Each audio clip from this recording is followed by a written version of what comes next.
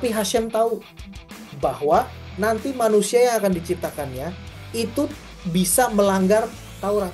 Maka diciptakanlah pertobatan.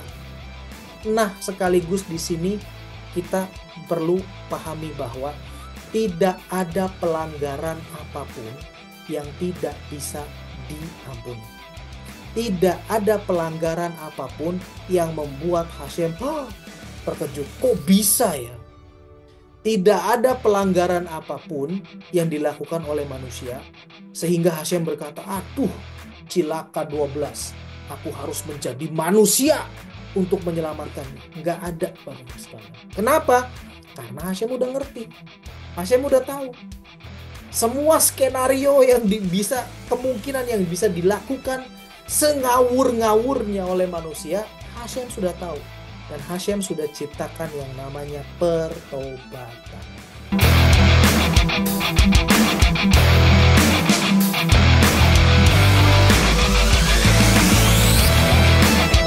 Bapak-Ibu sekalian, yang perlu kita pahami bersama, ini ada komen dari Adrian, semakin ngerti Taurat semakin logis. Iya, di tempat dulu semakin ngeroh semakin halu. Iya, iya. Ya, mari welcome to Taurat. Selamat datang di kehidupan nyata yang Hashem inginkan. Oke, kita kembali ke laptop. Kita kembali ke pembahasan kita, pemahaman dasar terkait era mesianik dan kebangkitan ini. Oke, ini yang perlu kita pahami, Bapak-Ibu sekalian. Ini yang harus menjadi dasar dari kita semua. Taurat, ya, di dalam traktat Talmud, di dalam traktat Pesachim 45a dan Nedarim 39b mengajarkan bahwa Hashem menciptakan 7 ciptaan terlebih dahulu sebelum ia menciptakan dunia ini, jagat raya ini. Bayangkan. Nah, ini penting. Dengar baik-baik, konsentrasi, karena ini justru membuktikan bahwa Hashem itu sangat sayang mengasihi kita. Yang pertama, Hashem menciptakan Taurat. Yang kedua, Hashem menciptakan yang namanya pertobatan. Yang ketiga, Hashem menciptakan Gan Eden, olam haba tahap yang pertama, yang spiritual. Yang keempat, Hashem menciptakan Gehinom. Kita tahu Gehinom ya. Yang kelima, Hashem menciptakan tahta kemuliaannya. Lalu yang keenam, Beit Hamikdash. Dan yang terakhir, Masyiach. Oke, ini semua diperlukan sampai untuk proses kita memiliki dunia yang kekal, olam haba. Ya, nah, lanjut. Taurat mengajarkan demikian, Bapak-Ibu sekalian, di dalam Mislei pasal 22 ayat 23. Ya, ini tadi kan pengajaran dari Talmud. Nah, sekarang dari Taurat sendiri, dari Tanakh, di dalam Mislei pasal 8 ayat 22 sampai 23 berkata demikian. Hashem kanani reishit darko kedem mipa'alaf me'as. Ini pasal 22. Pasal yang 23, me'olam nisahti merosh mikadmei arets. Yang artinya Hashem mendapatkan aku di awal segalanya. Di awal daripada segala jalannya. Sebelum segala pekerjaannya di zaman purbakala. Ya. Dari kekekalan aku sudah bertakhta dari awal mulanya, dari semua ciptaan yang mendahului bumi. Ya, ini adalah Taurat, Bapak-Ibu sekalian. Nah, kata yang digunakan untuk yang diterjemahkan sebagai mendapatkan adalah kanani. Ya, kanani itu dari akar kata kanen yang artinya sarang, nest, seperti sarangnya burung, Bapak-Ibu sekalian. Nah, jadi Hashem itu pada mulanya membuat Taurat yang prosesnya itu dalam, kalau kita mau memahami analogi terdekat yang bisa kita pahami otak manusia saat ini, ketika Hashem membuat Taurat sebelum dunia jagat raya ini dijadikan, itu seperti burung mengerami telur di sarang sampai mendapatkan keturunan, dirami, Bapak-Ibu sekalian. Ya, jadi itu benar-benar sebuah proses yang sangat luar biasa sekali. Hati-hati memastikan suhunya tepat. Tidak, kita semua tahu sekarang kita dengan adanya ilmu pengetahuan, kita tahu bahwa telur kalau dirami tidak dengan suhu yang tepat itu nggak jadi, ya kan? Itu Bapak-Ibu sekalian. Jadi Hashem itu membuat Taurat itu dengan sangat seksama, Bapak Ibu sekalian. Jadi benar-benar apa ya? Sesuatu yang bahkan selain daripada manusia yang ketika Hashem menciptakan itu dengan tangannya sendiri, dikatakan membentuk gitu kan. Selain daripada itu, yang Hashem berikan waktu yang lebih luar biasa untuk menciptakan, itu adalah ketika dia menciptakan Taurat, Bapak Ibu sekalian. Sebelum dia menciptakan dunia ini. Nah, jadi yang kita pelajari ini bukan main-main, Bapak Ibu sekalian. Taurat yang kita pelajari saat ini bukan main-main. Ya, ini adalah sebuah ciptaan Hashem memang, tapi ini sesuatu yang bahkan Hashem sendiri berkata bahwa wah ini kesayanganku di dalam Mishlei atau dalam kitab Amsal berikutnya sering sekali digunakan bahwa aku adalah anak kesayangannya. Yaitu karena Taurat itu memang benar-benar seperti kesayangan Hashem, seperti keturunannya Hashem. Namanya keturunan itu memiliki sifat yang sama dengan orang tuanya kan? Ya kan? Demikianlah Taurat. Ya, kalau kita mau ngerti sifat Hashem, Taurat. Kalau kita mau mengerti bagaimana Hashem itu cara pola pikir atau segala macam yang sesuai dengan pemahaman kita ya, Taurat lah. Gitu Bapak Ibu sekalian. Jadi ini luar biasa sekali. Ya, ini saya berikan ini untuk memberikan pemahaman bahwa betapa Taurat itu bukan hal yang main-main, bukan yang sekedar ditulis hukum gitu ya. Orang yang nggak ngerti kan berkata justru ini yang mencelakakan manusia. Taurat itulah yang mencelakakan manusia. Kualat banget itu orang yang ngomong begitu, Bapak Ibu sekalian. Kita lihat di sini betapa Hashem itu mencurahkan dirinya. Proses penciptaan Taurat di awal itu nggak main-main. Maka dari itu, kenapa saya ceritakan ini di sini, kenapa saya ajarkan di sini, agar kita juga menghargai Taurat. Ya, kita tahu bahwa Taurat itu memang benar-benar dari Hashem. Ya, Hashem sendiri sangat mengasihi Taurat, sangat memberikan effortnya. Bayangkan Bapak Ibu sekalian punya ciptaan apapun lah. Ini saya ambil buku gitu loh, sebagai contoh aja. Ketika Bapak Ibu sekalian memiliki hasil karya dan ini adalah merupakan curahan daripada hidup Bapak Ibu sekalian. Lalu ada orang semena-mena memperlakukan karya yang Bapak Ibu sekalian buat. Perasaannya kayak apa? Kesel kan? Manusia aja bisa kesel. Ya iya betul, karena manusia punya sifat yang beresonansi dengan Hashem. Ya. Jadi kalau kita semena-mena dengan Taurat, kalau kita menyia-nyiakan Taurat, nggak kebayang lah. Maka dari itu saya ajak Bapak Ibu sekalian, seberapapun kita bisa dengan apapun yang Hashem karuniakan ke dalam diri kita, kapasitas yang kita miliki saat ini, belajar Taurat, hormati Taurat, lakukan Taurat dengan segenap hati. Oke, kita lanjutkan Bapak Ibu sekalian. Apalagi yang dikatakan oleh Taurat?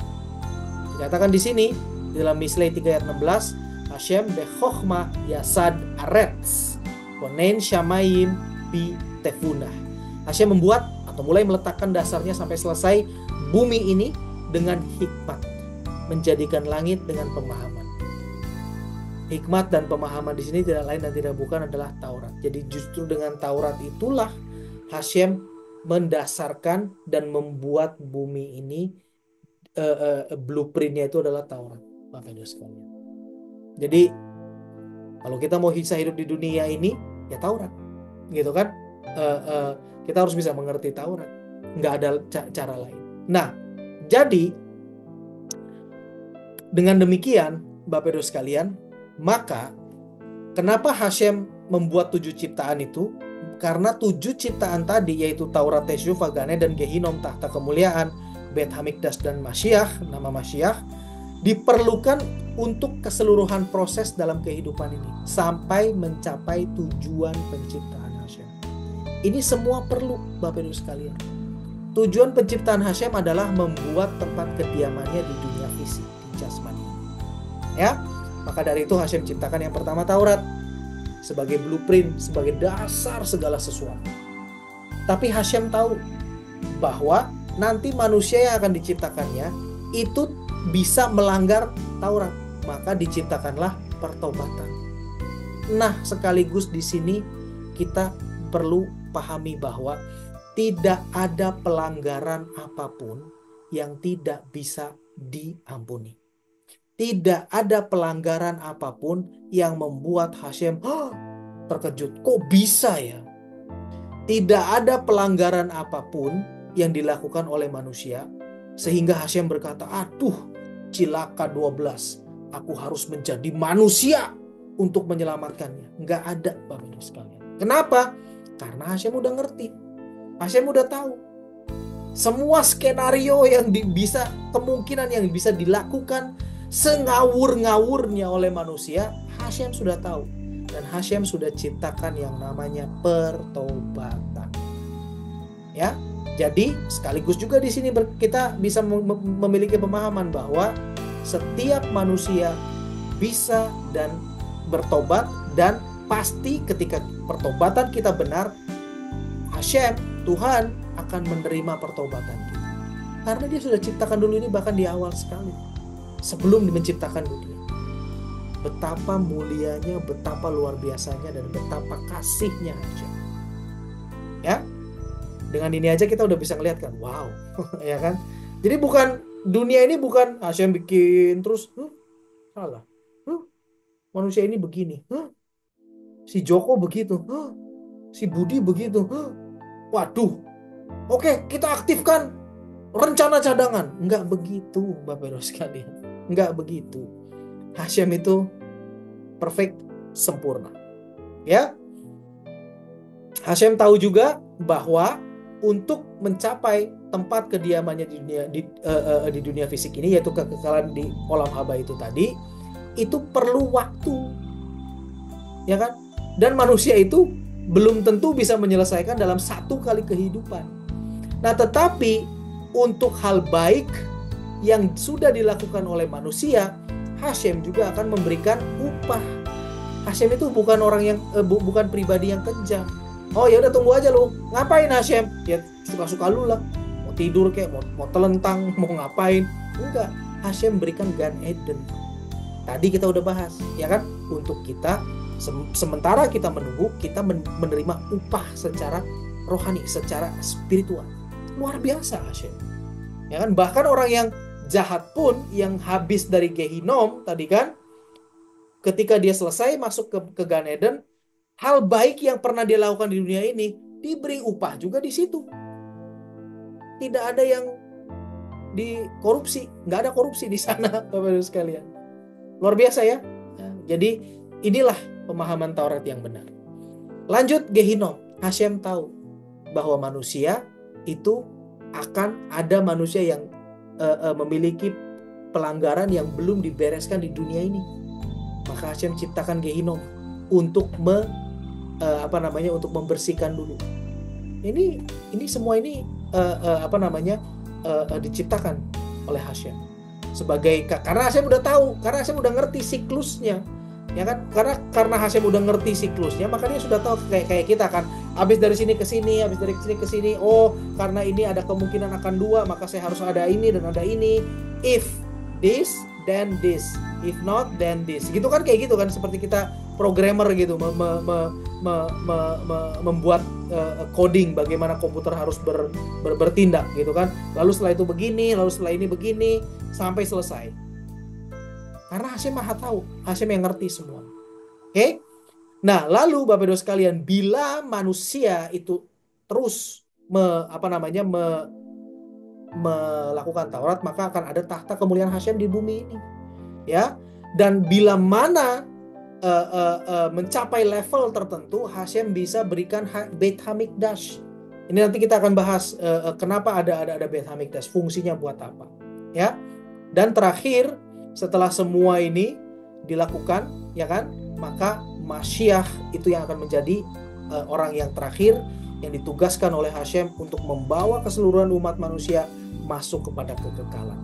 Ini yang Hashem sudah ciptakan.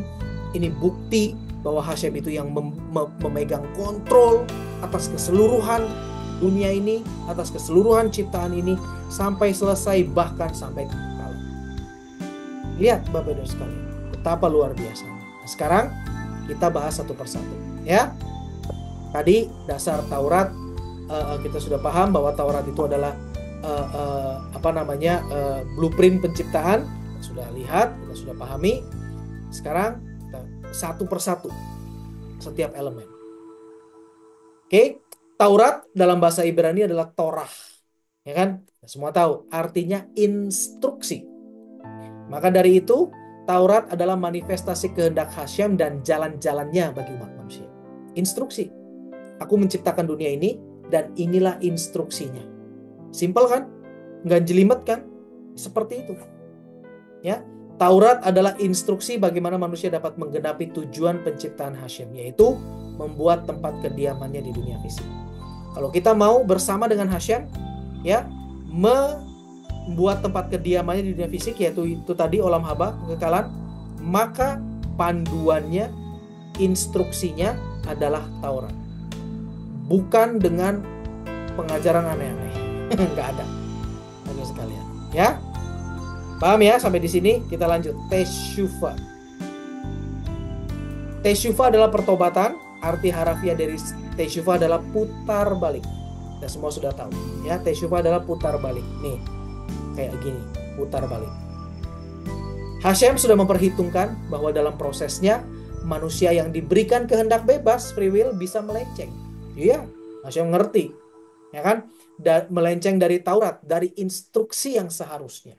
Maka Hashem bahkan sebelum menciptakan manusia sudah menyediakan sarana untuk putar balik, yaitu teshuvah. Ini diciptakan sebelum manusia ada, Bapak-Ibu sekalian. Ada, ya kan? Jadi Hashem udah ngerti. Jadi diciptakan buat kita. Sehingga tidak ada pelanggaran yang tidak ada obatnya. Seperti saya bilang tadi, tidak ada pelanggaran yang bisa membuat Hashem, wah, luar biasa manusia bisa begitu ya, mengerikan. Ya udah, aku yang harus jadi manusia untuk menyelamatkan. Nggak ada, Bapak-Ibu sekalian. Teshuvah selalu tersedia untuk setiap manusia, dan setiap manusia bertanggung jawab atas perbuatan masing-masing kita udah belajar, ya kan? Nggak ada tuh Hashem, hidupku nanti yang bertanggung jawab si Budi ya. Nggak bisa, Bapak-Ibu sekalian. Kita bertanggung jawab terhadap kehidupan kita sendiri. Tidak ada manusia itu bisa menanggung menjadi bertanggung jawab atas perbuatan sesamanya. Nggak ada. Ya, lanjut. Gan Eden. Nah, ini Gan Eden adalah kehendak Hashem untuk memberikan kita kebaikan. Ya kan tadi kan seperti saya katakan, yang tadi udah diajarkan. Karena nunggu, Hashem juga harus beri kebaikan. Itulah intinya Hashem. Ya, tidak ada kita itu dibiarin nganggur apa segala macam. Ntar ya. Makanya Bapak-Ibu sekalian, di dalam Taurat, ingat, saya jadi keingetan nih. Ketika Hashem itu bahkan ketika Neshama itu menunggu kebangkitan itu diberikan kebaikan, makanya Hashem juga memerintahkan di dalam Tauratnya bahwa kita nggak boleh menahan upah daripada orang yang sudah bekerja kepada kita, ya kan? Kita harus tetap berikan upahnya sesuai dengan kesepakatan. Nah ini Hashem, ya, sudah dia berikan sendiri, sudah dia lakukan sendiri, teladan. Oke, apalagi bagi kita yang berpartisipasi aktif dalam rencananya, pasti kita akan diberikan upah. Bagi setiap manusia yang berhasil hidup sesuai dengan Taurat, sesuai instruksinya, maka upah menanti di alam spiritual. Setelah kita menyelesaikan hidup kita di dunia fisik ini, sambil menunggu upah permanen, yaitu dunia fisik yang sudah penuh dengan kebenaran, yaitu setelah nanti kebangkitan akhir zaman. Kita sudah belajar Taurat, selain kita menikmati upah karena kebaikan kita, perbaikan karena perbuatan baik yang sesuai dengan Taurat yang kita lakukan, kita juga menerima mahkota. Tapi kalau enggak, itu tadi kan, berarti diberikan kesempatan sampai dapat mahkota. Kurang baik apa Hashem? Luar biasa lah. Jadi Gan Eden ini adalah tempat sementara yang tidak akan ada lagi setelah seluruh ciptaan masuk kepada kekekalan. Jadi kebodohanlah yang berkata bahwa manusia itu akan menghabiskan kekekalan di alam spiritual. Bodoh, Bapak-Ibu sekalian. Tidak berpengertian. Ya, apapun itulah silahkan tanya. Karena Taurat mengajarkan bahwa tidak demikian siklus alam semesta ini. Ya, kita lanjut. Gehinom. Ingat kan si adik lucu yang suka nyuci ini, Hashem juga memahami bahwa akan ada manusia yang walaupun sudah diberikan waktu di dunia ini tidak melakukan untuk melakukan tesyufah, tidak digunakan semestinya. Ya kan? Ada, pasti namanya manusia diberi kehendak bebas. Tapi Hashem tidak terkejut, maka dia berikan Gehinom. Orang-orang yang demikian akan dibersihkan atau dicuci nesyamanya di Gehinom. Setelah selesai nesyamanya tetap akan menuju Gan Eden, tetap akan menuju surga untuk menerima upah dari setiap hal baik yang dia lakukan semasa hidup. Hashem nggak curang, Bapak Ibu sekalian. Hashem fair, Hashem adil, yang sesuai dengan Taurat dan sesuai dengan instruksi. Oke, Gehinom ini juga tempat sementara yang tidak akan ada lagi setelah seluruh ciptaan masuk kepada kekekalan. Bye-bye Gan Eden, bye-bye surga, bye-bye Gehinom. Nggak ada kalau sudah masuk kekekalan. Ini masih ada selama kita masih hidup di olam hazeh. Ini dibutuhkan untuk proses manusia melakukan tugas yang diberikan oleh Hashem. Luar biasa ya. Kita lanjutkan. Tahta kemuliaan Hashem. Ini manifestasi otoritas Hashem atas seluruh ciptaan secara spiritual. Secara spiritual, Bapak Ibu sekalian, tidak secara nyata. Hashem tidak memanifestasikan secara fisik agar kehendak bebas manusia tetap terjaga. Bayangkan kalau Hashem ada secara fisik, manifestasinya itu nyata. Seperti yang saya bilang tadi, ketika seluruh sel kita itu bahkan sudah bisa connect dengan Hashem, itu kita nggak mungkin punya free will. Kenapa? Karena udah jelas semuanya. Ya, karena Hashem itu terselubung, makanya kita punya free will, dan memang itu kehendak Hashem, kita punya free will. Ya, tapi manifestasi otoritas Hashem tetap ada secara spiritual. Ya, agar manusia dapat menyadari bahwa Hashem sang pencipta, memiliki otoritas atas segalanya, maka Hashem memilih para nabi yang bertugas memberitahukan dan mengajarkan seluruh umat manusia akan hal ini, yaitu bahwa ada otoritas Hashem di dunia ini. Itu maksud daripada manifestasi otoritas Hashem secara spiritual, Bapak Ibu sekalian. Ya, karena kan ada aja kan manusia yang berkata, apaan? Nggak ada Tuhan. Bisa. Dia menolak pengajaran itu, dia tolak. Bisa. Selama masih ada di dunia yang olam hazeh. Ya. Ups, sorry, ngebalik. Kita balik lagi. Dan bagian yang terakhir, puncaknya di olam hazeh adalah pemberian Taurat di Sinai melalui Musa, nabi terbesar dan guru kita semua. Itu kemuliaan Hashem, puncaknya itu diberikan di Sinai, dalam pemberian mandat Taurat di Sinai. Ya, Baruch Hashem. Makanya ini karena secara spiritual tidak nyata, maka kita harus berusaha untuk bisa mengerti bahwa ada Hashem di sini, yaitu kita belajar Taurat. Nah, Baruch Hashem, kita semua yang di dalam komunitas ini adalah orang-orang yang mencari dan kita menemukan bahwa benar ada Hashem yang menciptakan semua ini.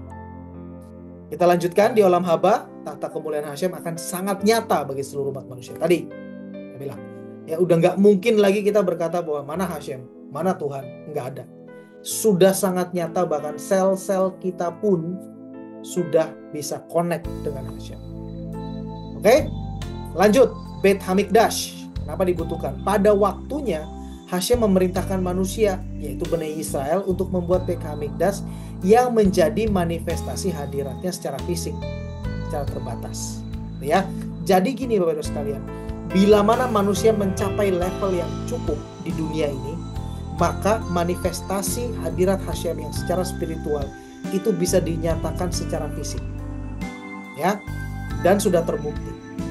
Sudah bisa dinyatakan. Kita semua sudah tahu bahwa Beit Hamikdash pernah 2 kali berdiri dan ada 1 tabernakel yang mendahulunya. Jadi ada 3 kali setidaknya manifestasi Hashem secara fisik itu. Di tabernakel, Beit Hamikdash pertama dan Beit Hamikdash yang kedua. Itu bukti Bapak Ibu sekalian bahwa manusia itu bisa melakukan Taurat dan bisa taat sampai membuat hadirat Hashem itu menjadi nyata secara fisik. Jadi yang berkata bahwa tidak mungkin manusia itu berkenan kepada Hashem, kepada Tuhan, tidak mungkin manusia itu melakukan semua Taurat, semua perintah Taurat, itu adalah bodoh. Ya, buktinya ada. Nah, ini tadi semua kita bahas kan. Begitu ada Beit Hamikdash, itu artinya dunia ini layak, Bapak Ibu sekalian. Bani Israel yang diperintahkan, ya, tetapi kita semua tahu bahwa Beit Hamikdash itu manfaatnya untuk seluruh dunia. Jadi saat Beit Hamikdash itu ada di bumi, dunia itu layak.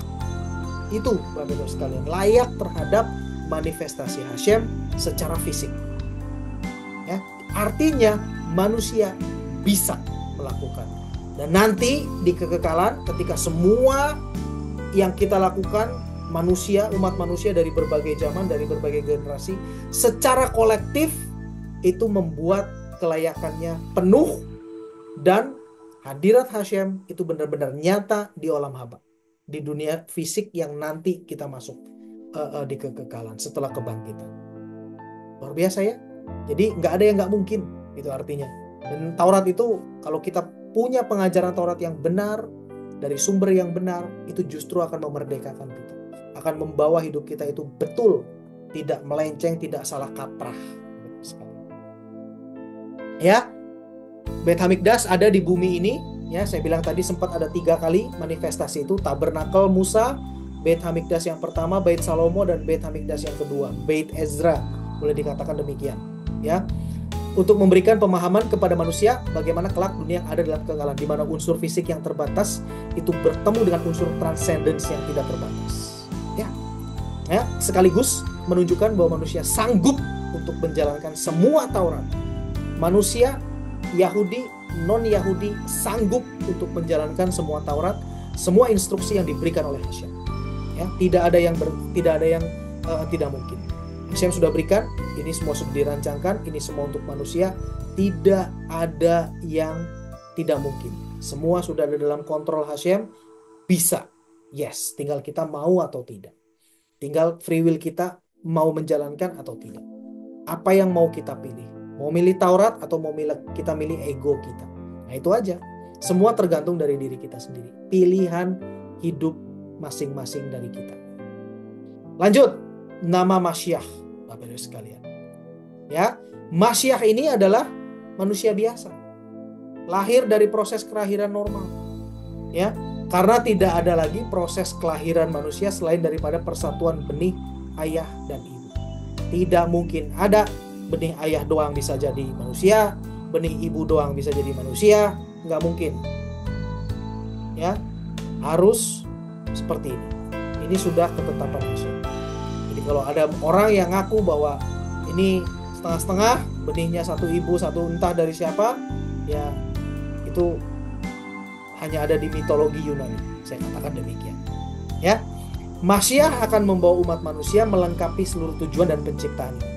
Proses yang sudah dimulai oleh para pendahulu kita dan juga oleh para patriark Israel. Dari mulai Adam, ya, terus sampai dengan para patriark Israel, sampai terus semua yang mendahului kita sampai dengan kita sekarang ini, itu nanti kita masuk ke dalam proses yang sedang dijalani oleh seluruh umat manusia. Ya, Masyiah bukan menjadi penebus dosa. Masyiah itu ada bukan untuk menjadi penebus dosa atau penebus pelanggaran. Ia akan memerintah bumi dengan keadilan dan mengajar seluruh bangsa untuk hidup dalam Taurat, dalam instruksi Hashem Sang Pencipta. Ya, dia akan mengajar. Masyiah itu akan mengajar. Oke? Nah, kalau saya katakan di sini bisa saya katakan mungkin coba. Oke. Jadi gini Bapak Ibu sekalian. Kenapa salah satu pemahaman kenapa kita butuh Masyiah, ya. Sekarang manusia itu sudah seperti terkode, sudah seperti terprogram. Ya, hidupnya itu adalah untuk memperbaiki, untuk melihat apa yang kurang diperbaiki, untuk melihat apa yang buruk dijadikan yang baik. Itu semua ada dalam satu istilah Ibrani yang namanya tikun, rektifikasi. Itu sudah terkode dalam diri kita, Bapak Ibu sekalian. Kenapa? Karena ketika Adam dan Hawa makan buah pengetahuan, itu sudah seperti menjadi bagian dari diri kita bahwa kita harus melakukan rektifikasi. Yang jelek diperbaiki, yang salah dibenarkan, yang kurang benar dibenerin, yang gelap diterangin, gitu kan? Itu menjadi sudah seperti terkode di dunia manusia.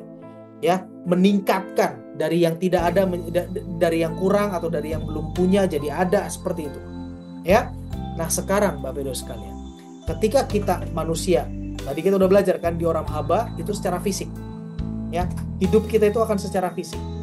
Nah bedanya dunia fisik di Olam Haba setelah kebangkitan akhir zaman itu semua itu sudah beres, semua itu sudah benar, ya kan? Lalu bagaimana? Apa tugas kita? Apa yang perlu kita lakukan sebagai manusia? Apa kontribusi kita? Nah itulah butuhnya Masiah. Karena kita ini sudah terkode dengan yang sekarang. Maka itu butuh manusia, butuh Masiah untuk mengajari kita. Di dunia yang sekarang ini, yang semuanya sudah baik ini, yang perlu kita lakukan adalah di dalam Tauratnya, yang merupakan perintah Taurat adalah ini. Bukan berarti Taurat yang baru, tetapi membuka dimensi Taurat yang baru. Dimensinya yang baru. Yang kita akan dibuat terbengong-bengong. Oh, ada dimensi baru ini ya. Dan kita akan bisa ngerti Bapak Ibu sekalian saat itu. Itu Taurat yang sama. Hanya saja dimensi itu belum kelihatan dan belum bisa dipahami. Dan gak akan pernah bisa dipahami di dunia yang sekarang ini. Gak akan pernah bisa. Nunggu sampai di sana semua. Gitu loh. Itulah makanya kenapa butuh Masiah. Dan itulah tugas Masiah. Ya, Masiah bukan untuk mati. Masiah bukan untuk menebus dosa. Enggak ada urusannya. Karena setiap pelanggaran, setiap dosa itu urusan kita masing-masing. Ya, urusan sendirilah sama Tuhan. Ya, tesyufa, beresin hidup, perbaiki diri, lakukan. Ya, agar kita bisa nanti masuk ke dalam era Masiah. Gitu Bapak Ibu sekalian.